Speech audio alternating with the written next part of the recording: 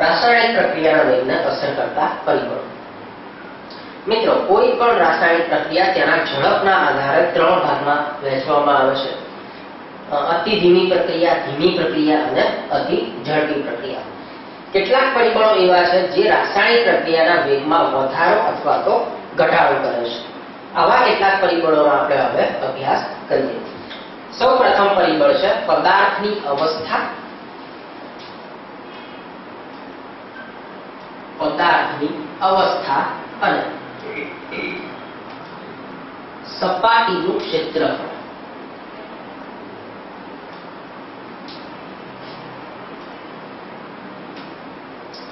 મિત્રો, સામાન્ય રીતે કોઈ પણ પદાર્થ એ ઘન કરતા પાવડર સ્વરૂપમાં હોય તો રાસાયણિક પ્રક્રિયા ઝડપી બને છે।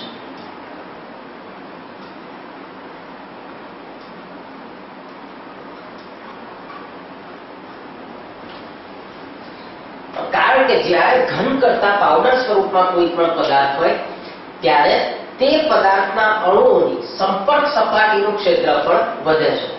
કોઈ પણ રાસાયણિક પ્રક્રિયા ત્યારે જ થતી હોય છે જ્યારે પ્રક્રિયકના અણુઓ એકબીજા સાથે સંપર્કમાં આવે અને તેમની વચ્ચે રાસાયણિક પ્રક્રિયા થઈને નિપજ બને છે। જેટલી સંપર્ક સપાટી વધુ હશે તેટલી કોઈ પણ રાસાયણિક પ્રક્રિયા ઝડપથી થશે અને જ્યારે કોઈ પણ પદાર્થ ઘન સ્વરૂપમાં હોય તેના બદલે જો પાવડર સ્વરૂપમાં હોય તો તેની સંપર્ક સપાટીનું ક્ષેત્રફળ વધે છે, જેના કારણે કોઈ પણ રાસાયણિક પ્રક્રિયા ઝડપી બને છે। એટલે ઘન કરતા પાવડર સ્વરૂપમાં સંપર્ક સપાટીનું ક્ષેત્રફળ વધે છે, જેના કારણે આવી રાસાયણિક પ્રક્રિયા ઝડપથી થતી હોય છે। ઉદાહરણ તરીકે, જો આપણે કોલસાનો ટુકડો સળગાવીએ તો તે ધીમે ધીમે સળગે છે, પરંતુ જો કોલસાના પાવડર સ્વરૂપમાં તેને ભૂકો કરી નાખવામાં આવે અને ત્યારબાદ જો તેને સળગાવવામાં આવે તો આવો કોલસાનો ભૂકો ખૂબ જ ઝડપથી સળગતો હોય। તે જ પ્રમાણે લોખંડના ટુકડાના બદલે જો લોખંડ પાવડર સ્વરૂપમાં લેવામાં આવે તો તે ઝડપથી એસિડમાં દ્રાવ્ય થતો હોય છે અને હાઇડ્રોજન વાયુ ઉત્પન્ન થતો હોય છે। આમ જ્યારે કોઈ પણ પદાર્થ ઘન સ્વરૂપમાં હોય તેના બદલે જો પાવડર સ્વરૂપમાં હોય તો રાસાયણિક પ્રક્રિયા ઝડપથી થતી હોય છે। બીજું પરિબળ છે દ્રાવણોની સાંદ્રતા।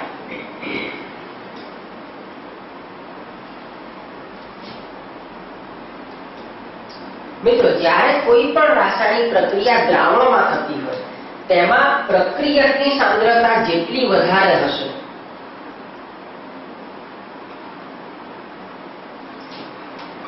તેટલું જ નિપજની સાંદ્રતા પણ વધે છે, એટલે કે નિપજનું પ્રમાણ વધે છે।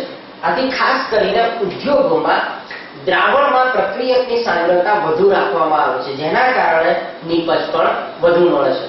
આપણે અગાઉ લસ એટેલિયરના સિદ્ધાંત જોઈ ગયા છીએ। લસ એટેલિયરનો સિદ્ધાંત એવું કહે છે કે કોઈ પણ રાસાયણિક પ્રક્રિયામાં કોઈ પણ પરિબળમાં જો આપણે ફેરફાર કરીએ તો રાસાયણિક પ્રક્રિયા ત્યારબાદ એ દિશામાં થશે કે જેથી આ ફેરફારનું મૂલ્ય શક્ય હોય તેટલું ઓછું થાય।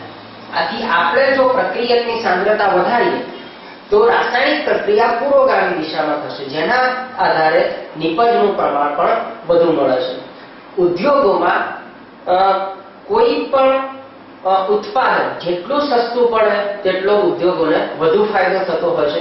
આથી ખાસ કરીને ઉદ્યોગોમાં એવા પ્રક્રિયકો વાપરવામાં આવે છે જેની કિંમત ઓછી હોય અને આવા પ્રક્રિયકોની સાંદ્રતા વધુ રાખવામાં આવે છે। ત્યારબાદ ત્રીજું પરિબળ છે પ્રણાલીનું તાપમાન।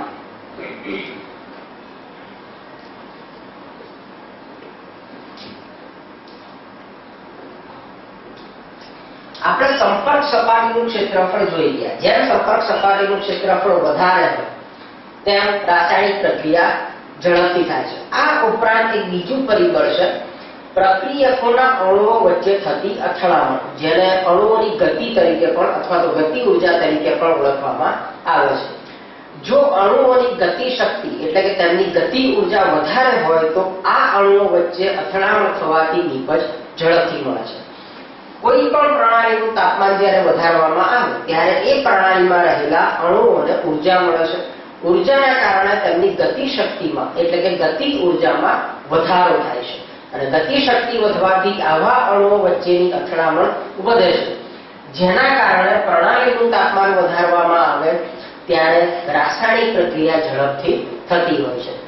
જેમ કે જો ઠંડા પાણીમાં ખાંડ ઓગાળવામાં આવે તો આવી ખાંડ ઝડપથી ઓગળતી હોતી નથી, અથવા તો થોડીક ખાંડ ઓગાળ્યા બાદ બાકીની ખાંડ પડી રહે છે. પરંતુ જો પાણીને ગરમ કરવામાં આવે તો તેમાં ખાંડ ઝડપથી દ્રાવ્ય થતી હોય છે. તેનું કારણ પણ અહીં એ જ છે, પાણીના અણુઓ અને ખાંડના અણુઓ વચ્ચેની અથડામણ ઝડપથી થતી હોવાથી ખાંડ પાણીમાં ઝડપી દ્રાવ્ય થાય છે. જો કે તાપમાનનો વધારો કરવાનું બધી રાસાયણિક પ્રક્રિયા માટે ફાયદાકારક હોતું નથી. આપણે જોઈ ગયા છીએ કે ઉષ્માના આધારે રાસાયણિક પ્રક્રિયાના બે પ્રકાર છે, ઉષ્મા શોષક પ્રક્રિયા અને ઉષ્મા ક્ષેપક પ્રક્રિયા. કોઈ પણ રાસાયણિક પ્રક્રિયાનું સંતુલન સ્થપાયેલું હોય ત્યારે સંતુલને ઉષ્મા શોષક પ્રક્રિયાનું તાપમાન વધારવામાં આવે તો તેનાથી આ પ્રક્રિયાને ફાયદો થાય છે.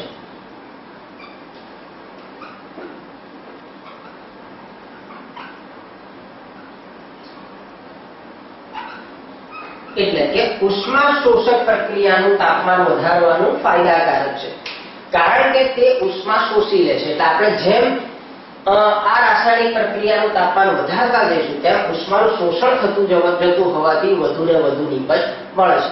પરંતુ જો રાસાયણિક પ્રક્રિયા ઉષ્માક્ષેપક હોય, એટલે કે રાસાયણિક પ્રક્રિયા દરમિયાન જ ઉર્જા ઉત્પન્ન થતી હોય, તો તેવી રાસાયણિક પ્રક્રિયાનું તાપમાન વધારવામાં આવે તો પણ તે ફાયદાકારક હોતું નથી. ચોથું પરિબળ છે પ્રણાલીનું દબાણ.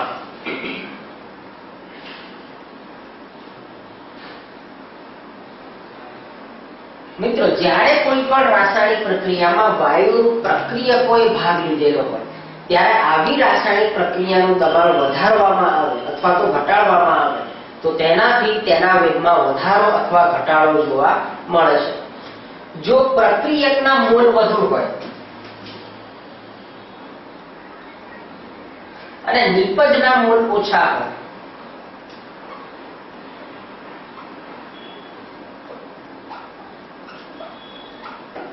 તો સામાન્ય રીતે દબાણ વધારવાથી રાસાયણિક પ્રક્રિયા ખરેખર લસેટેલિયરના સિદ્ધાંત પ્રમાણે હવે એવી દિશામાં થવી જોઈએ કે જેથી તેના મોલમાં ઘટાડો થાય, કારણ કે દબાણની સીધી અસર તેના મોલ ઉપર થતી હોય છે. આમ તેના મોલ ઘટવાથી દબાણનો વધારો નાબૂદ થાય છે.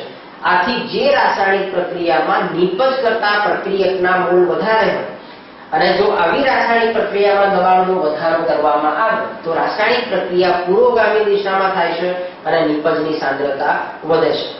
પરંતુ જો પ્રક્રિયકના મોલ ઓછા હોય અને નિપજના મોલ વધારે હોય તો તેવી રાસાયણિક પ્રક્રિયામાં દબાણ ઘટાડવાથી નિપજની સાંદ્રતામાં વધારો થાય છે. આમ કોઈ પણ રાસાયણિક પ્રક્રિયા દરમિયાન દબાણમાં વધારો અને ઘટાડો કરીને પણ નિપજની સાંદ્રતા વધારી કે ઘટાડી શકાય છે. પાંચમું પરિબળ છે ઉદ્દીપક. ઉદ્દીપકની અસર. મિત્રો, ઉદ્દીપક એ એવો પદાર્થ છે જેને રાસાયણિક પ્રક્રિયામાં ઉમેરવામાં આવે છે, પરંતુ તે રાસાયણિક પ્રક્રિયામાં ભાગ લેતો નથી. સંપૂર્ણ રાસાયણિક પ્રક્રિયા પૂરી થઈ ગયા બાદ પણ એ જેવો ને તેવો રહે છે. ઉદ્દીપક માત્ર રાસાયણિક પ્રક્રિયાના વેગમાં વધારો કરે છે, એટલે કે તે રાસાયણિક પ્રક્રિયાનો વેગ વધારે છે, પરંતુ નિપજમાં કોઈ પણ પ્રકારનો ફેરફાર થતો નથી. એનો અર્થ ઉદ્દીપક વાપરવાથી વધુ નિપજ મળતી નથી. માત્ર ઉદ્દીપક વગર જે રાસાયણિક પ્રક્રિયા ઘણા લાંબા સમય સુધી ચાલતી હોય તે જ રાસાયણિક પ્રક્રિયા ઉદ્દીપક વાપરવાથી થોડા સમયમાં પૂરી થાય છે. આથી નિપજ આપણને ઝડપથી મળે છે. નિપજની સાંદ્રતામાં કોઈ પણ ફેરફાર થતો નથી. ઉદ્દીપક ઉમેરવાથી રાસાયણિક પ્રક્રિયાની સક્રિયકરણ શક્તિ ઘટે છે.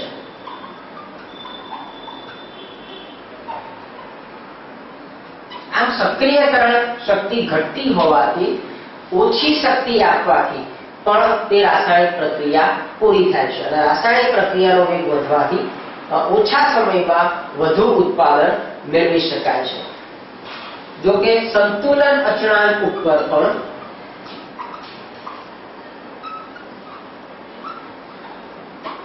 ફેરફાર થતો નથી. એટલે કે ઉદ્દીપક ઉમેરવાથી તેના સંતુલન અચળાંકમાં પણ કોઈ ફેરફાર થતો નથી, કારણ કે સંતુલન અચળાંક એ નિપજ અને પ્રક્રિયકોની સાંદ્રતા પર આધારિત છે અને ઉદ્દીપક ઉમેરવાથી આ સાંદ્રતામાં કોઈ ફેર પડતો નથી. કેટલીકવાર ઉદ્દીપકની સાથે એવી અશુદ્ધિઓ આવેલી હોય છે જે રાસાયણિક પ્રક્રિયાના વેગને ઘટાડે છે. આવી અશુદ્ધિઓને ઉદ્દીપકીય વિષ તરીકે ઓળખવામાં આવે છે. ઉદ્દીપકીય વિષ. મિત્રો ફરીથી એકવાર જાણી લઈએ, જે ઉદ્દીપકમાં અશુદ્ધિ આવેલી હોય અને આવી અશુદ્ધિ કે જે રાસાયણિક પ્રક્રિયા વેગને ઘટાડતી હોય તેવી અશુદ્ધિને અથવા તેવા પદાર્થને ઉદ્દીપકીય વિષ તરીકે ઓળખવામાં આવે છે.